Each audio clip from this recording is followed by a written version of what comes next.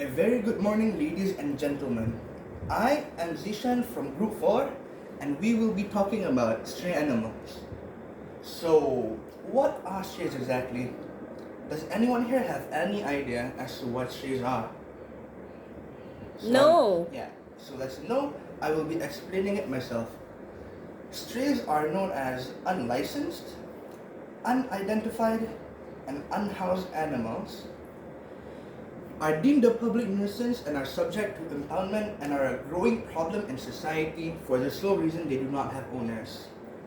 Typically consisting of dogs and cats, they are known as an ongoing public issue, as they could potentially cause accidents like road accidents, the destruction of public property, as well as spread very dangerous diseases such as rabies through bite.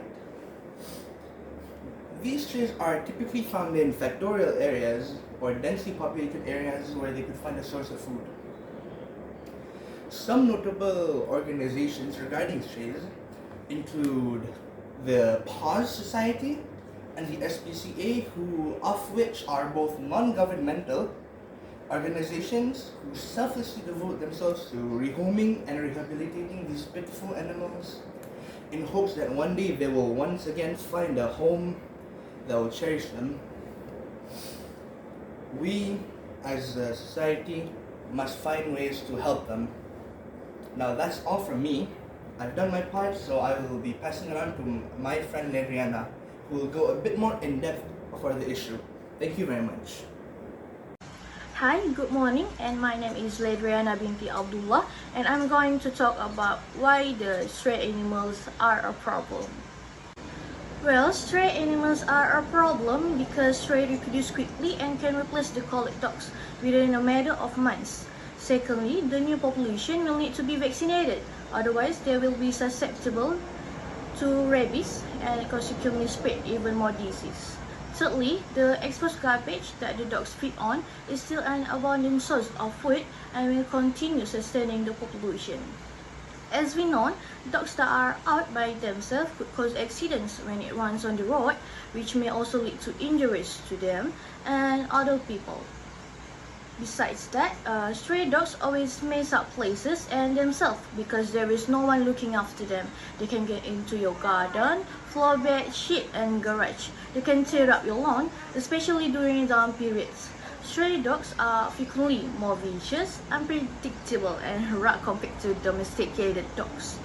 Other than that, stray dogs enjoy opening garbage bags and they can leap to the garbage and refuse being scattered all around the environment and street. Stray dogs will scavenge for food and can break open garbage cans and disturb gardens. They do this obviously to survive because there is no one to take care for them or feed them. That is all for me. Thank you. Thank you, Lidriana. I will take it from here.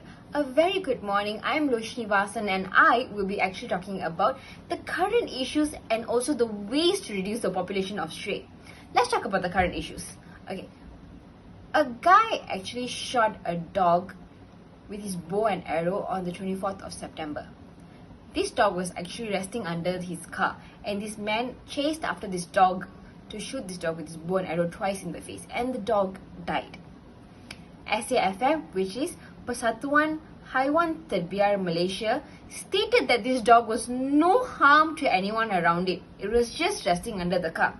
This man was actually charged under the Animal Welfare Act of 2015, where this man will actually be abducted to jail for 3 years, and also he might have to pay a hefty amount of money, which is around 20,000 to 100,000 ringgit, or he might get both. He might have to go to jail for 3 years and pay a hefty amount of money.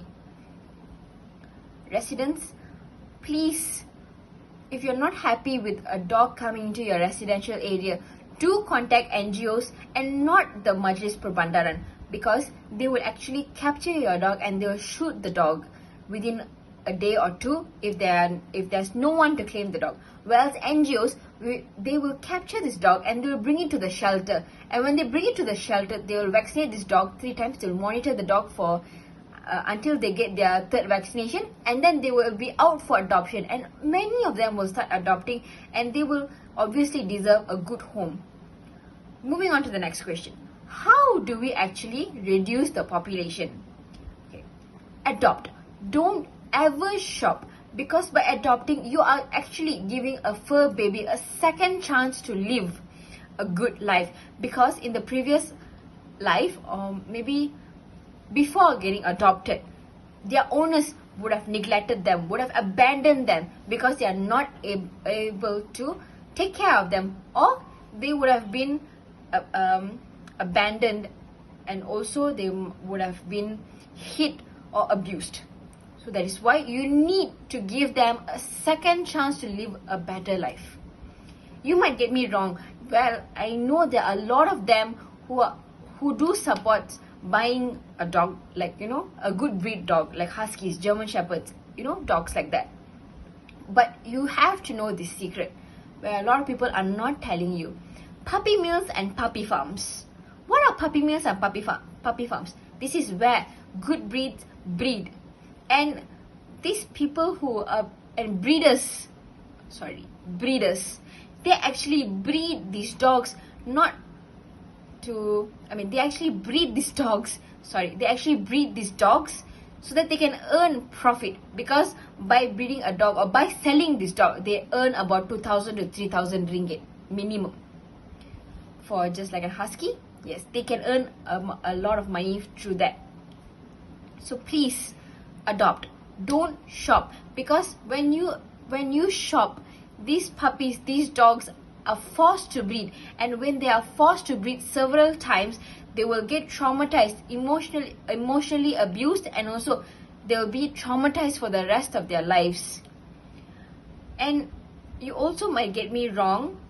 I feel that capturing them, neutering them, vaccinating them, and letting them go is a better option, because when you vaccinate them, they don't contract diseases, especially rabies, which is very dangerous. And when you neuter them, there is a high possibilities, not high, it is 101% possibilities that they won't breed again. They won't give birth to another set of litters, because a female dog can actually give birth 67,000 times in 6 years, which is a lot. And there won't be any more fights when NGOs start giving food. So yes, my option to saving these puppies or saving these dogs is to adopt. Thank you everyone for lending me your ears. I will pass this to Julie. Thank you. Good morning, ladies and gentlemen. My name is Jolene. And continuing with the next question on how we can earn funds to raise awareness in our community, we can talk about collecting donations through publishing newspapers and creating public posts online regarding the concern on strays. This will encourage citizens to donate money and also educate themselves regarding the issue. Citizens will then understand the importance of the strays, and it may even motivate them to help us into aiding these animals. A helping hand will help us a lot, as we are very short-handed in terms of strays nationwide.